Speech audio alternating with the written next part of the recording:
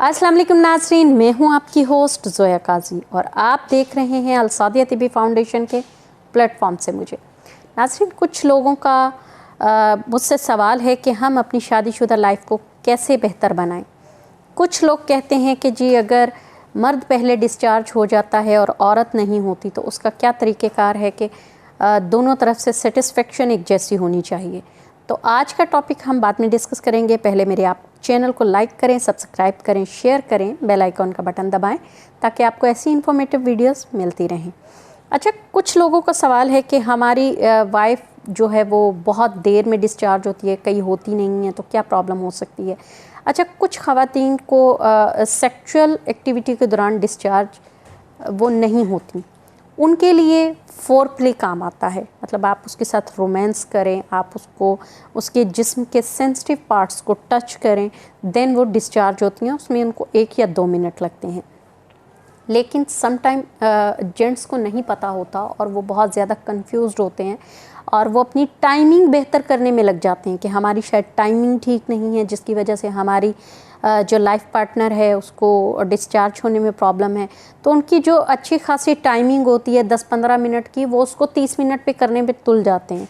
जबकि टाइमिंग जो जेंट्स की है वो 2 से 3 मिनट भी काफ़ी है, कोई बड़ा इशू नहीं है।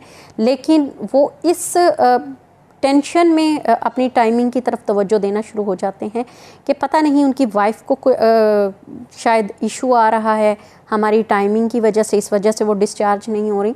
तो ऐसी सूरत हाल में हमेशा उन्हें ये कोशिश करनी चाहिए, जब वो डिस्चार्ज हो जाएं और उनकी वाइफ डिस्चार्ज ना हो तो देन वो उसके साथ रोमांस करें, उनके बॉडी पार्ट्स को, सेंसिटिव पार्ट्स को टच करें। देन देखिए आपके 2 से 3 मिनट के दरमियान में ही उनकी कंडीशन बेहतर होना शुरू हो जाएगी, उनको सेटिस्फेक्शन मिलना शुरू हो जाएगी और उनका जो सेक्सुअल एक्टिविटी के दौरान चिड़चिड़ापन है वो ख़त्म होना शुरू हो जाएगा। आपको पता चल जाएगा कि 2 से 3 मिनट में वो डिस्चार्ज हो गई हैं और वो काफ़ी हद तक सेटिस्फाइड हो गई हैं।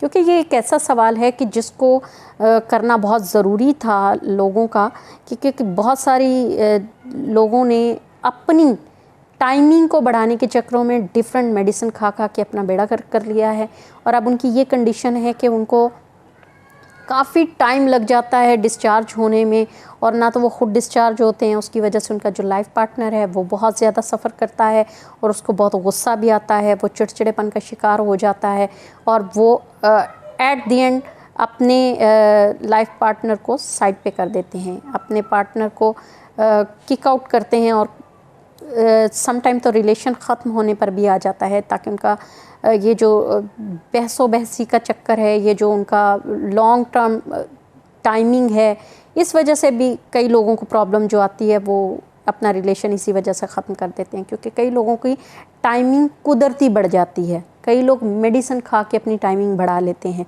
तो इस चक्कर में भी ख़वातीन जो हैं वो सेपरेशन कर लेती हैं क्योंकि इतनी ज़्यादा टाइमिंग वो अफोर्ड नहीं कर पाती हैं, जबकि वो ख़ुद डिस्चार्ज नहीं हो पा रही होती क्योंकि उनका जो मोटिव होता है, जो उनकी सेटिस्फेक्शन है वो पूरी नहीं हो रही होती। तो उसके लिए फोर प्ले होता है, उनके लिए रोमांस होता है।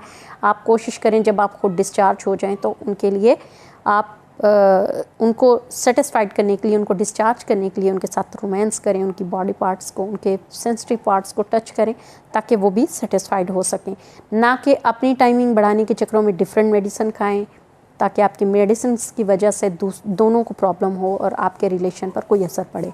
तो उम्मीद है नाजरीन आपको ये वीडियो समझ में आई होगी, आपको पता चल गया होगा कि दोनों की सेटिस्फेक्शन के लिए क्या ज़रूरी है। दुआओं में याद रखिएगा, अपना बहुत सारा ख्याल रखिएगा। अल्लाह हाफिज़।